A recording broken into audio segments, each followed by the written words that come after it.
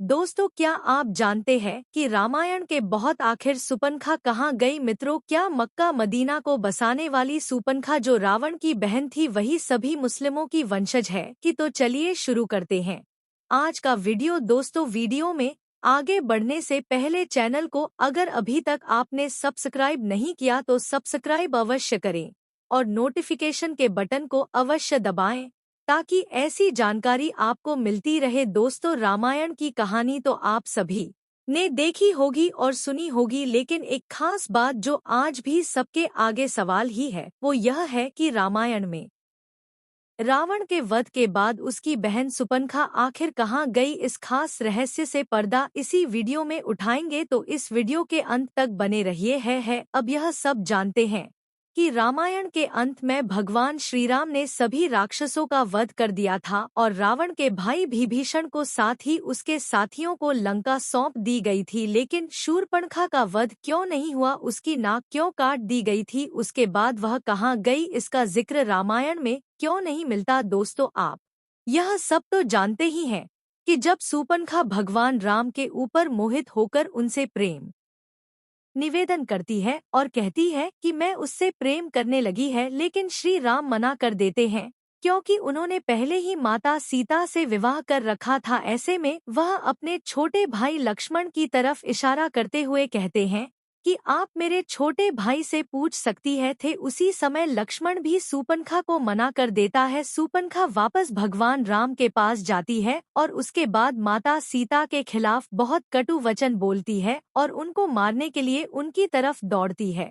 इतने में ही लक्ष्मण बीच बचाव करते हुए शूर्पणखा की नाक को काटे गए। इसी आक्रोश में आकर वह रावण के पास जाकर सारा वह बताती है, जिसके बाद ही सीता हरण होता है। लेकिन इस कहानी के उसके बाद रामायण में एक भीड़ शूर्पणखा का कहीं भी वर्णन नहीं किया गया है। दोस्तों, आखिर उसके बाद दोस्तों कई कहानियों में ये जिक्र किया गया है कि उसको माता सीता द्वारा बंधक बना लिया गया और उसके बाद फिर कहीं भी शूर्पणखा का जिक्र नहीं किया। अब सवाल ये है, क्या सच में शूर्पणखा इस्लाम धर्म की प्रचारक थी? लेकिन यह सरासर गलत है। कहा जाता है कि नाक कटने के बाद शूर्पणखा हर किसी से अपना चेहरा छुपाने लगी थी। उसके सारे भाई आधा करके भगवान श्री राम के हाथों मारे जा रहे थे। ऐसे में वह भी अपना भी बचाव करती हुई दैत्यों के गुरु शुक्राचार्य के पास गई और जंगल में उनके आश्रम में रहने लगी। राक्षसों का वंश समाप्त न हो इसके लिए शुक्राचार्य ने शिव जी की आराधना की, जिन्हें अपना स्वरूप शिवलिंग स्वयं भगवान शिव ने शुक्राचार्य को दिया और कहा कि जिस दिन कोई वैष्णव यानी भगवान विष्णु का अवतार या कोई भी जो भगवान विष्णु को मानता है, दोस्तों अगर गलती से भी किसी ने इस पर गंगाजल चढ़ाएं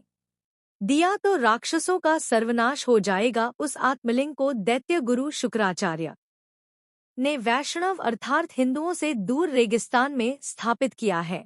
जी हाँ दोस्तों, आपने सही समझा। इस समय जिसे कहा जाता है मक्का मदीना। दोस्तों, अपने इंटरनेट पर कई सारी प्रसिद्ध कहानियों में सुना होगा कि मक्केश्वर महादेव मंदिर जो पूर्व काल में बनाया गया था वह दरअसल वही शिवलिंग है जो शिवजी ने दैत्य गुरु शुक्राचार्य को दिया था। इस शिवलिंग के बचाव को इक्ष्वाकु वंश नहीं बल्कि शूर्पणखा को दिया गया था। रावण की बहन शूर्पणखा उस समय चेहरा ढककर हमेशा रहती थी। उसकी शकल उस टाइम बहुत खराब थी। फिर धीरे धीरे उसने कई सारे बच्चों को जन्म दिया। वहीं बच्चे आज उसकी इसी परंपरा को निभा रहे हैं कि हम सभी मुस्लिम लोग आपने देखे होंगे कि पुरियां बेल लेते हैं। उसके पीछे की पद्धति यही है। दोस्तों, मक्का मदीना में जो मक्केश्वर महादेव का शिवलिंग रखा हुआ है उसके बचाव के लिए शूर्पणखा ने वहीं पर रहना शुरू हुआ था। वह इस समय मक्का मदीना में है जहां पर हिंदुओं का जाना वर्जित है। साथ ही धीरे धीरे शूर्पणखा ने कई बच्चों को जन्म दिया और कई सारी परंपराओं का निर्माण किया, जिसमें से एक था बुर्खा पहना, क्योंकि पहले से ही शूर्पणखा की नीतियां थी जहां शूर्पणखा के सिर्फ और सिर्फ माँ ख्याति थी इतिहास की माँ ने। और साथ ही साथ हमारे धर्म ग्रंथों की बात करें तो कहते हैं कि द्वापर युग के बाद सुपनखा के वंशज कालांतर में अब्राहिम इस्लाम धर्म के अनुयायी है और साथ ही साथ इसीलिए शुक्रवार का विशेष महत्व दिया जाता है। दोस्तों, इस विषय पर लोगों का मानना है कि जितने भी मुस्लिम लोग हैं, सुपनखा उन्हीं की वंशज है। अरब देश में मक्का मदीना की क्या वह इस शिवलिंग है जिसे मक्केश्वर महादेव के नाम से जाना जाता है, जहां पर किसी भी हिंदू धर्म के लोग या फिर कोई भी हिंदू प्रवेश नहीं कर सकता। आप क्या विचार है कमेंट बॉक्स में जरूर बताएं। वीडियो अगर आपको अच्छी लगी हो तो लाइक करें, चैनल को सब्सक्राइब करें और ज्यादा से ज्यादा शेयर भी करें। हमारे चैनल से जुड़ने के लिए थैंक्स।